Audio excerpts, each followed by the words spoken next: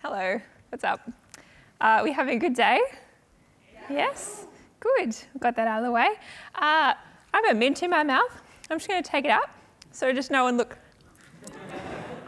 Cool, we got through that, so we can get through anything. Mentors, we need them. Yeah, cool. So who am I? I'm the CEO of the Working Lunch Collective.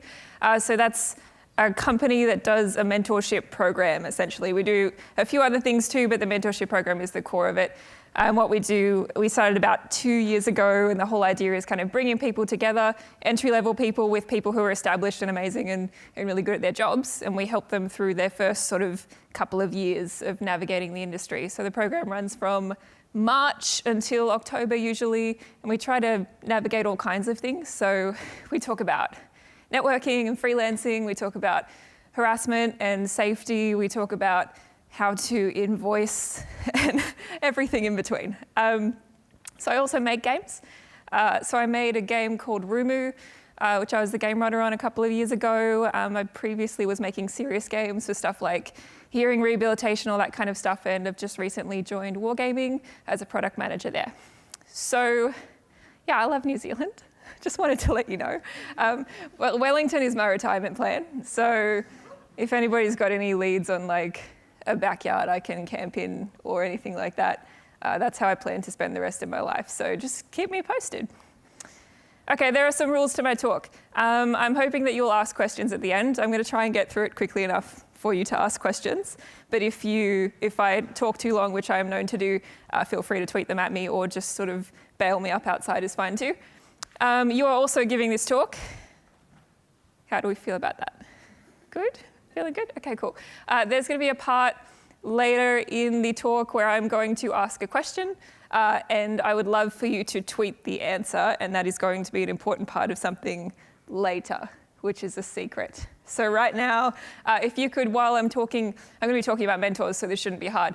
So if you could, while I'm talking, thinking about someone who mentored you, whether it was formally or informally, and what was sort of a formative experience for you in the games industry.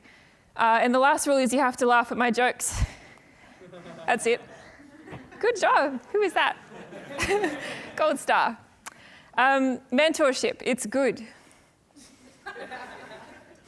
We're all agreed. There's always some discussion around mentorship as a concept. So most recently, anyone who follows me on Twitter would know, there was an article called "No, I Won't Be Your Unpaid Mentor." Not going to get into that right now, but I have a lot of opinions about it.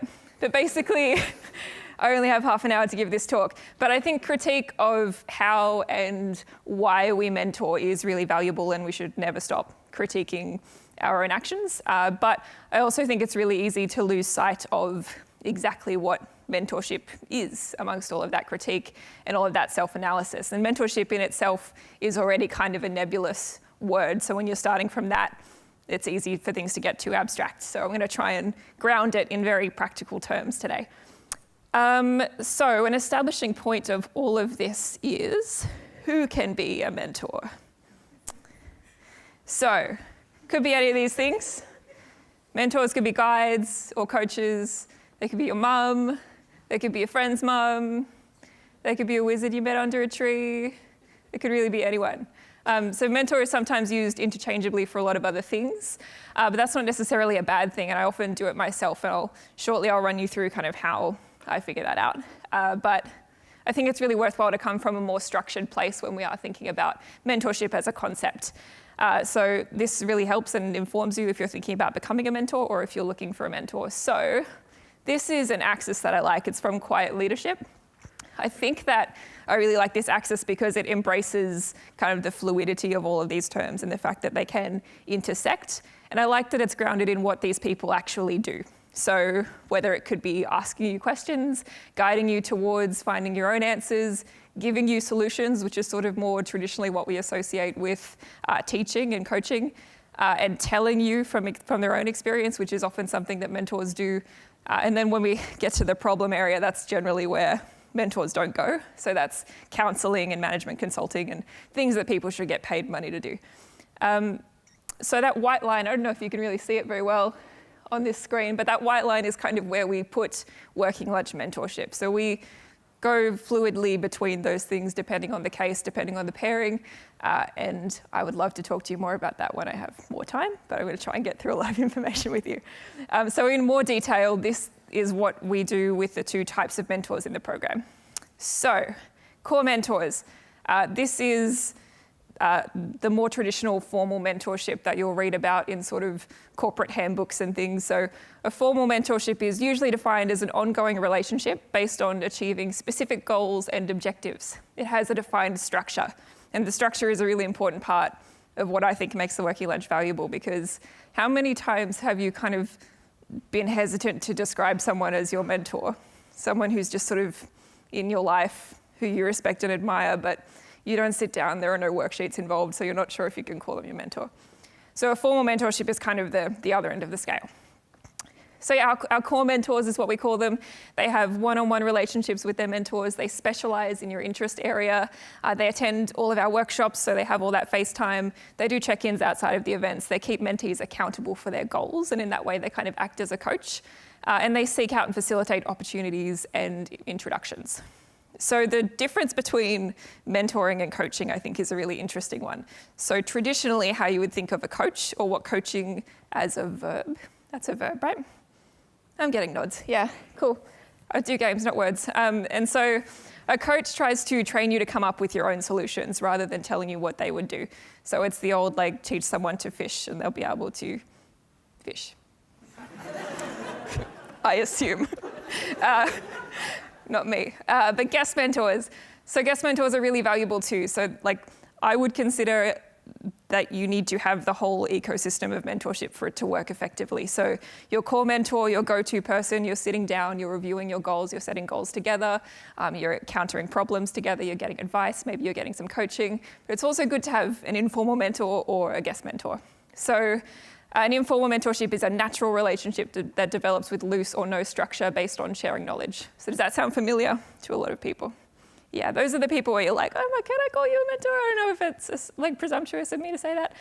That's just how I think about it. And so guest mentors, for our program, they may attend some workshops and events, and they present in some seminars. So most commonly, we'll have a freelancing workshop, for example. So we might have a guest mentor come in who's freelanced for a really long time and has a lot of awesome freelancing knowledge to impart, but also because they're freelancing, they don't really have time to be a full-on core mentor for the whole year. And also guest mentors can chat with someone in need, and they become part of those professional networks. And most importantly, what they do for us, and where I think having guest mentors or informal mentors who come in and out of your life, where I think a lot of their value is that they kind of keep you accountable. So someone who's not part of your potential echo chamber, someone who's not there for all of the context of everything that happens, who can come in and assess where something is at independently. Those people are really valuable. They keep us accountable for our culture, whether it's in a group or in a studio or just your life. How are you thinking about things? What's your mindset? What's your approach? That's where I think informal mentorship is really valuable. That, and also if someone's just an expert in something and you want to extract that from their brain and let them go about their life. Cool, so we hear this line a lot, especially when we're thinking about mentorship for underrepresented people, which is that women are over-mentored and under-sponsored relative to their male peers. And I think it's, I want to reiterate that mentorship is very good, basically. Back previously, you remember when I said mentorship is good? We agree? I want to bring that back. Just hold that in your mind.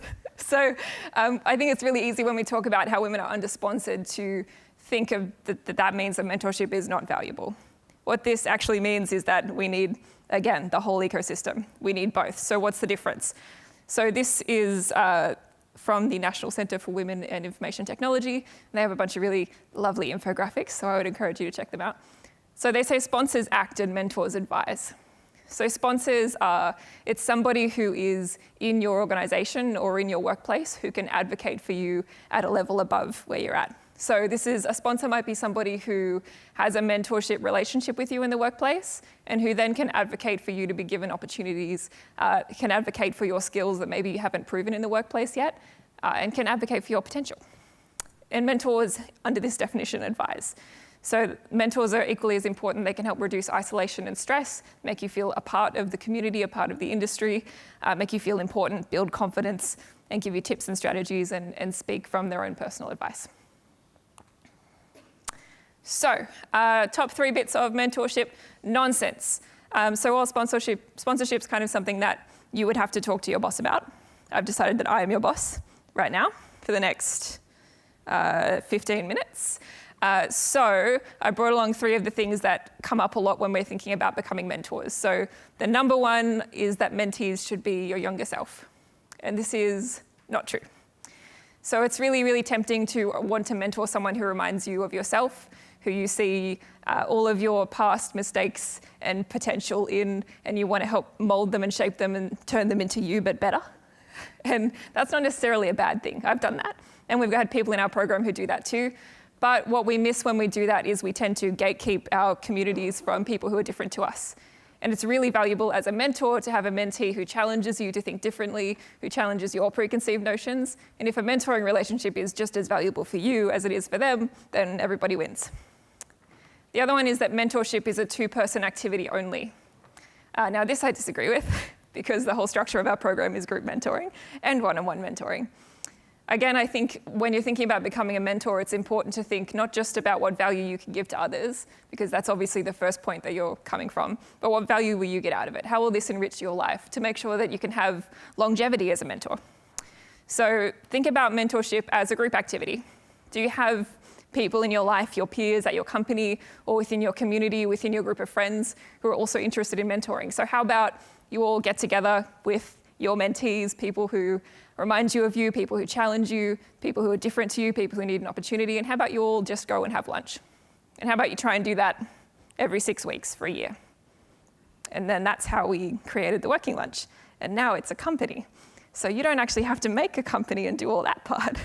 But you could just go and have lunch once every 6 weeks for a year with a group of people who all have shared interests. And that can be group mentoring.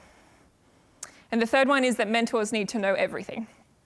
This is not true, as evidenced by the fact that I run a mentorship company and I couldn't remember what a word was moments ago. But mentors, the most important thing is that you're there and you're providing support. I think I have a definition in here somewhere. No, it's not there. There's a definition of mentorship that we use a lot, which is that a mentor is anybody in a position of experience who has experience or skills or expertise that is desirable by a mentee. And I really like that definition because it doesn't frame it in number of years or seniority in a company. It frames it as what value do you have to offer to a mentee. And when you think about where you were when you started in the industry, how much did you not know? Think about how many people there are who could benefit from the mistakes that you've made, who could benefit from the difficult times that you've been through, who could benefit from your wins and your high points and your celebration, all of the things that you've picked up conversationally, all the things you've just absorbed by being around. That in itself is value, and that's before we even get into the nitty-gritty of specialties and tools and skills and links and introductions. So mentors don't need to know everything.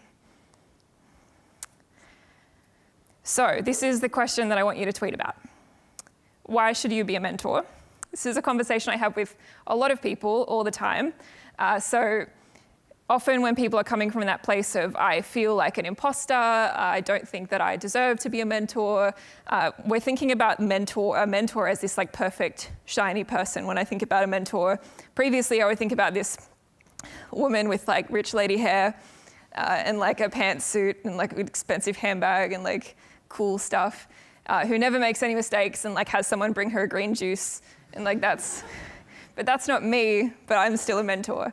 And so then I encourage you to deconstruct the rich lady in your mind and think about who are the people who helped you become who you are today and what did you need to hear when you were starting out.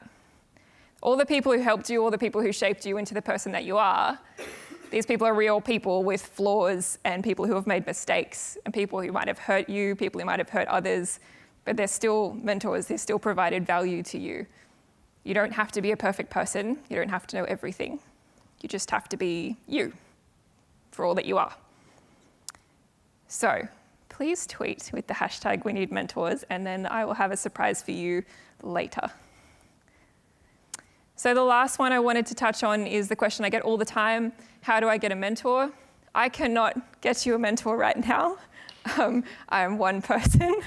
I do get a lot of emails like this. The Working Lunch takes applications at the start of the year, and we pair groups of mentors in each of our cohort cities for the whole year. So throughout the year, we can't help pair mentors all the time as much as we would love to, and if I could make that my job, I would, I promise. But you can also find your own mentor through our structure if you would like. So the best way to know how to have that first conversation with your potential mentor, someone who you respect and admire, might be someone within your company, within your community, or it could be someone you don't know at all, is to know what you want from that relationship. So the best applications that we get for the Working Lunch are from people who know what they want out of the experience. And conveniently, we also have a worksheet for this. I don't expect you to read all of this right now, because I'm going to give you a link later where you can get this emailed to your phone straight away. But we have a goals sheet that's kind of a deconstructed version of a lot of different people's systems. If you can set a goal for what you want from your mentor, what do you want to get out of this mentorship relationship, whether it's short-term or long-term, and then take that to your mentor. It's a really excellent starting point. It gives them something grounded. You know, when you're a mentor, put yourself in your mentor's shoes. You're approaching someone you might not know, or worse, someone you do know, and you say, I want you to mentor me. All they can see is the rich lady hair, and they don't see what you want. They don't see what they can practically give you. So unless you can run them through this whole talk really quick, another option is to tell them what your goals are and practically how you want to achieve them, what you think you might do if you don't achieve them, and then set a deadline. And then once you have a mentor, we also have mentoring worksheets. Now these seem super, super basic, but I cannot stress enough how valuable they are.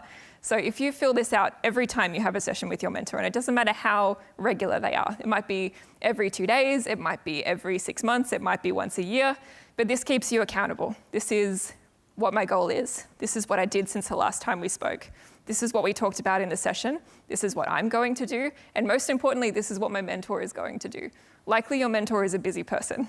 Having them write down that they were going to email you a link to something or introduce you to someone or get you tickets to an event or something like that, writing it down, very important step. Seems basic, but trust me, it works. So, thank you. I've got time for questions now, but this link, if you go to it, has all of the resources from the talk. There's also a sign up to a MailChimp, which will email you those worksheets and also subscribe you to updates from the Working Lunch. And yeah, there's time for questions. Oh God, I did it in 20 minutes.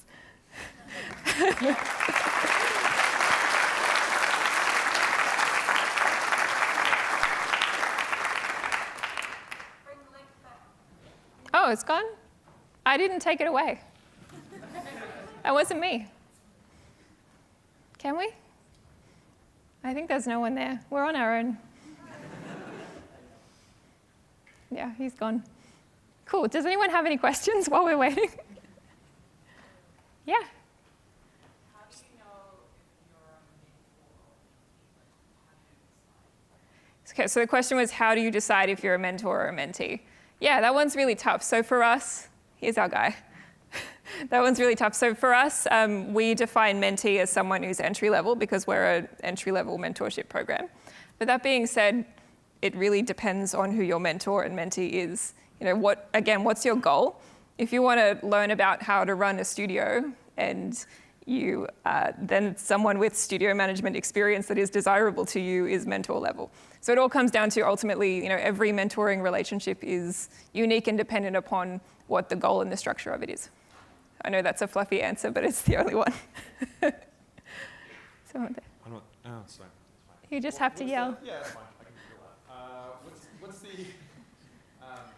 What's sort of the biggest mistakes you see new mentors making? Ooh, I'm gonna have to try and abstract this. I think the biggest mistake I see new mentors making is feeling like they have to have all the answers. So if a mentee asks a question, trying to summon an answer out of nothingness is not as valuable to them as saying, I don't know, but I know someone who might. Or here's my perspective on it, let's talk through it and workshop it together. Or better yet, I don't know, no one knows, welcome. This is life. Does anyone else have a question? No? Do you